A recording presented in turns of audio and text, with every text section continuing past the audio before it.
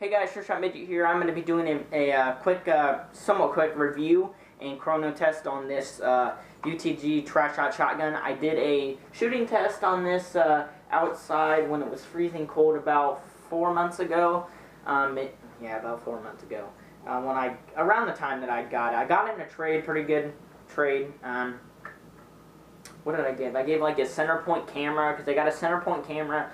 And it was a horrible camera. I was going to use it, but then my dad got me a Contour, actually. I was going to get it for Christmas, but then he, like, surprised me with it by, he was like, oh, what's this package? And I was like, I don't know. I didn't order anything because I get a lot of stuff. So I was like, maybe, I don't know. I tried to think. I was like, well, why am I getting a package? But it was the Contour, so, and he got it for me, which is sweet. Contour Room 2. Love the footage. 480 is the, I'm not a technology person. I don't know. I think it's like 480, not frames per second. I don't know. And then there's like 720 is the HD, I believe. I don't know. I'm at 480, and at least on my computer and my phone, the quality's pretty good. So just let me know if the quality's bad or anything on this video. Hopefully this will be uploaded, I think, in 480p or whatever, I think. I don't know, I'm confused. Anyways, this is my UTG tri-shot shotgun. Some of these shotguns go under the name Bravo. They're pretty much the same, or even Double Eagle. They're almost the same. There are probably some small differences, but nothing that's going to be super bad. UTG, and Bravo, their prices are more expensive because I think they're like a Taiwan company, and maybe they're still China, but Double Eagle, I think, is just China, so maybe the quality control is a little bit better on UTG. I spray painted this, so I obviously can't find it made in China anywhere. But the spray paint job on this I did. It is a snakeskin type, just flat gray, and then some snakeskin in black, which I actually like. And the only part that's coming off on is the stock when it's getting set down on the carpet and it kind of pulls. Other than that, with clear coat, the paint is sticking everywhere. And I actually like it. I like this gun a lot. So let's start from the back and go to the front. First of all, these do retail for about, I think, $40 to $60. Depends on what version you get. There are the ones without the stocks like this. This is my brother's. This is the Crossman. Crossman also makes some. They're basically the same thing. Stinger, is that S34P? I think that's what it says. Anyways, he's got 2 shells for this. I spray painted this for him as well. It's pretty much the same thing, except without a stock. Obviously, they changed the sights up. Actually, the pump is different as well. It's a little bit different here and there. Anyway, so the stock, let's start from the back here. The stock, it's got a pretty thick rubber pad. It's rubber, but it's not, like, soft. So this probably wouldn't feel good shooting if it was a real 12 gauge or 20 gauge. It would not feel good. The stock has some, like, hole sling point, I guess you could put there or there. It has a cheek rest, which I'm not sure if you can adjust. There are screws on the top, so I would think you can adjust it. No, I think it's just you take it off, take it on. Or take it off, put it on. And then there's a button on the left side here, and you push it in, and you can pull it in and out. And there's different adjustment. There's 4 adjustment points. Okay, so all the way out, that's fairly long. I forget. Right here is where it works with my mask, or my mesh mask, and my goggles and everything. And it's kind of long. I'd like it a little shorter, but I can't have it all the way in with my goggles on. So, the buffer tube here, not really buffer tube, but I guess you could say, it's stock tube, I guess you could say. It's not buffer tube. That is metal, and also there's a screw on the inside, and actually it gets really loose. At least mine is alright. It's kind of loose, but there is a Allen wrench, like one of these Allen wrenches, all the way down in here, and you have to. It's like a good 3 inches down, 2 inches, 3 inches down. So you have to have that long of one to tighten it. So that is a bad idea. It should have been a flat head or a Phillips head. Bad UTG or whatever. That's not a good design. Sorry, it's not. The grip here is comfortable. It's a little thick for me. Potentially, you could puller star this because it's got a hole in the bottom here. Wouldn't that be sick to Polar Star shotgun? It's possible. It's got to be. Especially if you one-shot it instead of like a tri-shot. But a tri-shot would be probably even possible. You'd have like the air go into this compression chamber and then there's 3 barrels. Because you can't get 3 nozzles out of a Polar Star or an engine like that. You might be able to get an S&P in here without a shell. Just like, I don't know, 3D print like a shell itself to kind of hold it. But it's so custom that it fits in here. You could Dremel out the inside. I don't know. That would be sick. That'd be a cool project. A tri-shot Polar Star or S&P or whatever, HPA. The pistol grip's ready for a line. Just saying. That'd be so hard to do, especially with the trigger. Anyways, the safety is here, so you push it forward. I don't know if there's any color indication. Maybe not, because I painted it in. When the knob is sticking out on the right side, that is safe, and when it's sticking out on the left, that's fire. It's a very nice positive click. You have sights here, which is actually, they're actually really good sights, and they're actually pretty on. This is adjustable for elevation. This one is not. The front one's not. You have a rail here, flat top rail, so potentially you could just throw, and actually you can take this top side off, I believe, so you could just, you know, get rid of that completely. Maybe not, I don't know. There's 2 screws in the back. I think you can just pull this off completely and put like a, I don't know. Oh, let's see. Well, that totally looks cool. It's like freaking Battlefield. People put scopes on their shotguns in Battlefield, and it's like, what are you doing? No. Well, I'm going to keep this on here for the rest of the video. Maybe this would be my thumbnail. A freaking shotgun with a scope.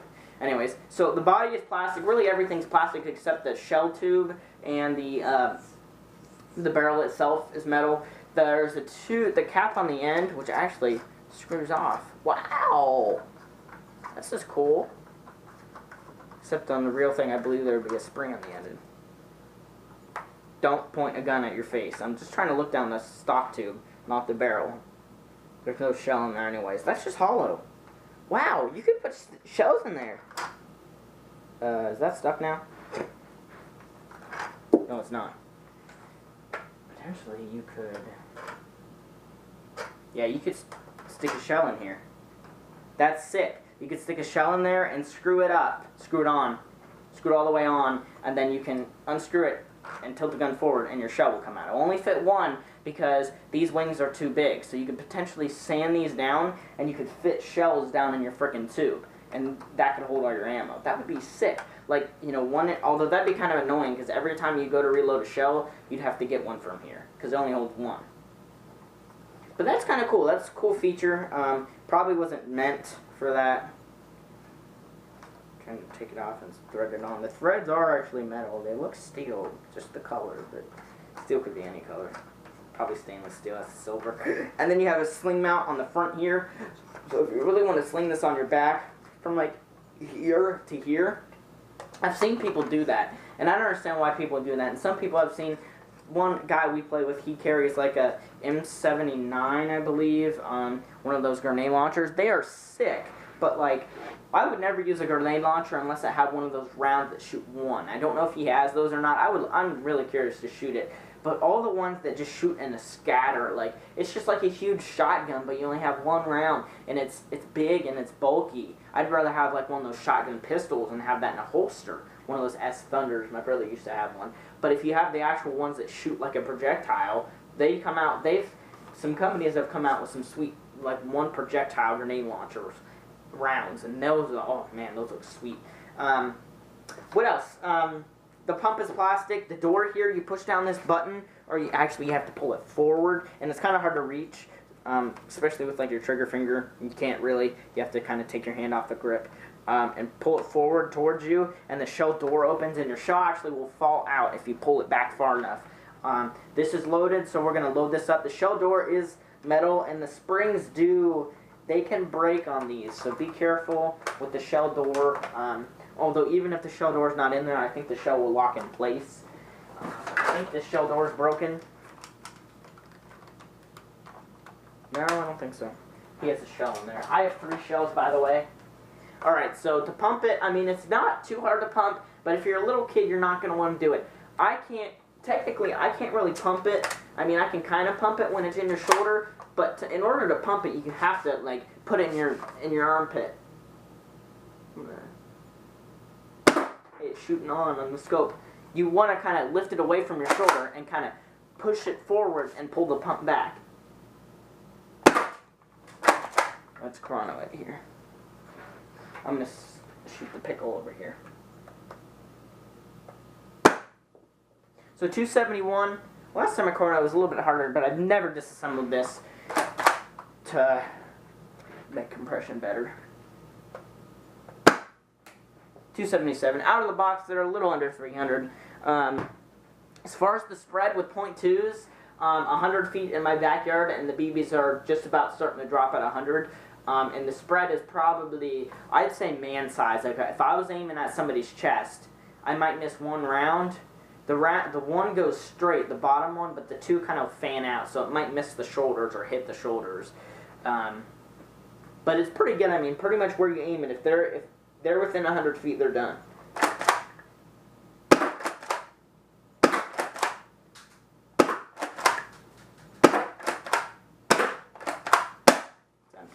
I didn't fill it all the way up, by the way. The gun, I think, will come with 2 shells. I think generally... Okay, there goes the scope. Wow, so much lighter. The scope is like as heavy as the gun. If you play CQB, shotguns are a really good option, especially if you're new to airsoft. Like if there's a CQB arena like really close to you, and you're like wanting to get into airsoft, pick yourself up a shotgun. Go on e-bike or maybe even a local retailer and get a trash shot shotgun and take it into CQB. Get your gear. These are like $40 to $60. Get gear, get multiple shells, which for like 20 bucks you can get 4 shells, which is actually very good. Like that's all you need, 20 bucks, 4 shells, plus the 2, that's 6. That's plenty for a round. And get a speed loader, which I think they come with speed loaders. So this is a great option for you CQB players. I played CQB once and I used my WeTech PDW. Next time I go, I'm going to take my WeTech PDW, and I might even take this. I might. I don't know, I might run this in a pistol. I will use my SIG if I have a new magazine by then. Anyways, I'm looking for a CO2 KGW P226 mag. Bought a KWC, it's not compatible, sending it back to U-Bike. Didn't say on their website whether or not it was compatible, and people in the comments were like, yeah, you can use it, and I was like, okay, I'll buy it, and it didn't fit. So I have to send it back, and so I have to look for a P226 magazine. I won't be able to afford it for a while, because I have to spend... well, I'm trading some things to fix my AEG M4. Got a new gearbox shell getting sent to me for my custom built M4. It's still in the custom build phase. I've had issues with it, and I've done videos on it where it works, but then I upgrade it, and then there's issues and issues and issues.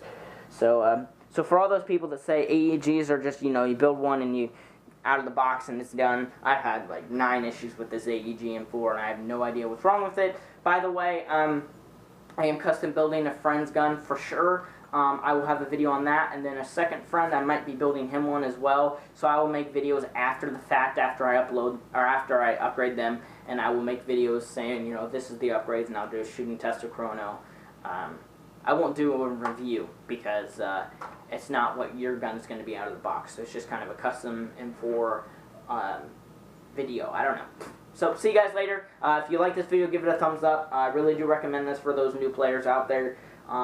Potentially, you could use this on the field play if you stick to the buildings. If there's, like, kind of protect, you know, guard the town or whatever, stick in a building, and you could just bust people at 100 feet, no problem. But whether or not they're going to call it's another story, because it doesn't shoot that hard. But if you hit them with all 3 BBs, they should be crying. Not really, but they should be calling it. So, I recommend .2s, .25s. They're dropping off at about 90 feet, but it's a really tight group, but they're dropping off early. So I guess if you're playing CQB really close quarters, you don't need 100 feet. So put 2 5s in there and get, you know, 80 feet and just point blank, you know, all 3 rounds are going to hit your target. But even with .2s, if they're under 40, 50, 60 feet, they're probably going to hit with all 3 BBs. But anyways, test it out yourself. Go pick one of these up. Yeah, see you guys later. Hope you enjoyed the video.